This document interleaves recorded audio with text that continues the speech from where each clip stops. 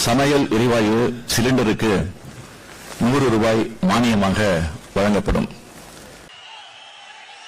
Case சிலிண்டருக்கு மானியமா 100 ரூபாய் தருவேன்னு சொன்னீங்களே, என்ன ஆச்சு? நியாய விலைக் கடைகளில் மாதம் 1 கிலோ சர்க்கரை கூடுதலாக தரப்படும்.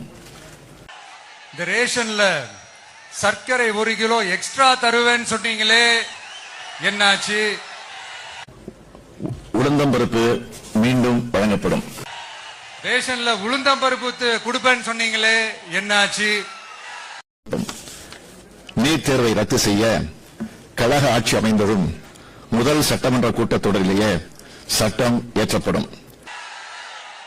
நானும் இது எத்தனை வாட்டி ரிப்பீட் பண்றதுன்னு எனக்கு தெரியல. நீட்டை ரத்து செய்வோம்னு சொன்னீங்களே, என்னாச்சு?